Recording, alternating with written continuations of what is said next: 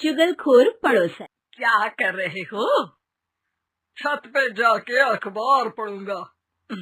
बस यही करो। तुम्हें पता भी है कि बहू क्या गुल खिला रही है?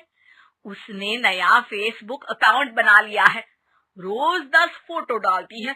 हमारे परिवार की तो नाक कटवा देगी ये। और तुमको ये बात कैसे पता चली? अरे पड़ोसन ने बताया। उसकी बहू भी फेसबुक पर है ना, तो उसको पता चल गया।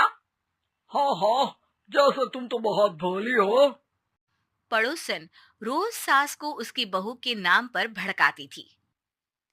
आज तो आपकी बहू कह रही थी मुझसे आके कि आप दिन भर खाती रहती है, खा खा के घटोत्कच हो गई है। क्या? उसने मुझे घटोत्कच बोला? अरे वो खुद ना कटी सुपर्णखा है। आप कह रही हो तो सही होगा, लेकिन आप उसको बताना मत कि मैं ये सारी खबरें आपको देती हूँ। शाम को जब बहू पड़ोसन के पास जाती है, आज तो तेरी सास तुझे सुपर्णखा कह रही थी, कल ताड़का भी कह देगी। पता नहीं इतनी अच्छी बहू मिली है, फिर भी वो तुझे राक्षसनी क्यों समझती है? आप कितनी अच्छी हैं। आप मेरी सास की हर बात मुझे बता देती हो, वरना मुझे पता ही नहीं चलता कि वो मेरी पीठ के पीछे इतनी बुरी बात करती है। चालाक पड़ोसन रोज ही दोनों सास बहू के सामने उन दोनों की ही बुराई करती और चुगली करके बातें बता देती, ताकि दोनों में हमेशा लड़ाई होती रहे। आपने तो बस छत पे बैठ के अखबार पढ़ना है और चाय के घूंट पीना है। बहू की वजह से मुझे तो जहर के घूंट पीने पड़ रहे हैं। कल वो मुझे मोटी घटोत्कच बोल रही थी। तो तुम भी तो उसको नाक कटी सुपर्णखा बोल देती ना। हाँ हाँ, वही बोल दिया मैंने उसे। आप मुझे कितना समझते हो। बहुत अच्छे से। अब मुझे वो ये बात पड़ोसन ने बताई ना, वही तो है आपकी शुभ चिंतक। पर मैं इस बहू को ना सबक सिखा के ही रहूंगी। जरूर सिखाना चाहिए, पर आज तुम मेरे साथ शाम को छत पे बैठना, एक तरकीब बताऊंगा। बिल्कुल बिल्कुल, कितना ध्यान रखते हो जी आप मेरा। मैं ना सब ध्यान रखता हूँ। शाम को जब सास और ससुर छत पर बैठे होते हैं कि यहाँ खड़ी हो जाओ, यहाँ से ना तुमको पता चल जाएगा कि बहू की अगली चाल क्या है। अच्छा, कैसे? सवाल मत पूछो, जैसा कह रहा हूँ वैसा करो। थोड़ी देर में ही छत पे बहू की आवाज आने लगती है। मेरी सास लायक ही नहीं है, मुझे पता होता तो सास बहू की भी कुंडली मिलवा लेती पहले ही। तेरी सास तो मुझे भी पसंद नहीं है, मेरे पास जब भी आती है तेरी बुराई करती रहती है।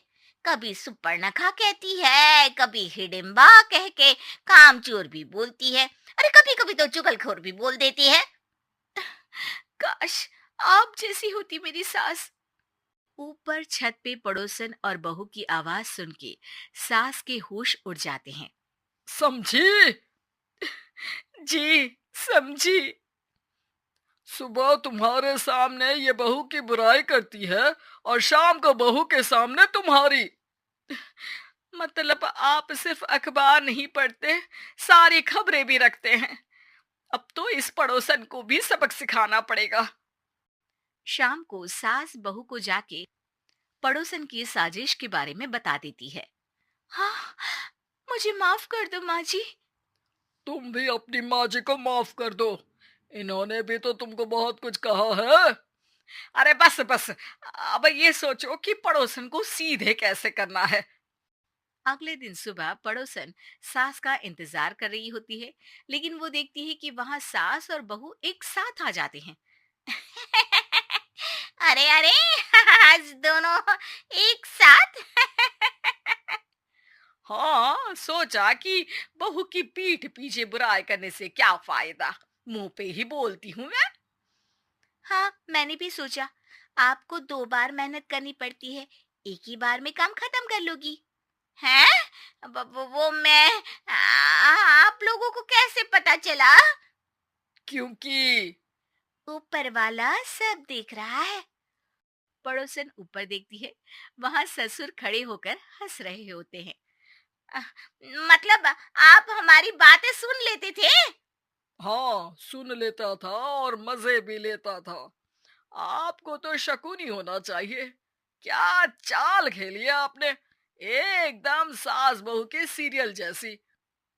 तो बताओ पड़ोसन जी, मेरी बहू ने आपसे अब मेरे बारे में क्या बोला? यही बोला कि सास बहुत अच्छी है, बहुत ध्यान रखती है। अच्छा, और सास ने मेरी क्या बुराई की? नहीं ना की बुराई, हमेशा तारीफ करती है। भगवान सबको ऐसी सास दे। मेरी गलती है जो मैंने आप लोगों में आग लगाने की कोशिश की। पर छत पे लगा हुआ सीसीटीवी, यानी कि शर्मा जी सब देख रहे थे। हाँ जी, मुझे माफ कर दीजिए। माफ क्या, आपको तो अब हम साफ ही कर देंगे अपने वालों की लिस्ट से। आज से आपकी और हमारी बात बंद, लेकिन बुराई जारी रहेगी। अब आपकी हरकत के बारे में पूरे मोहल्ले को बताना तो पड़ेगा ना आंटी जी।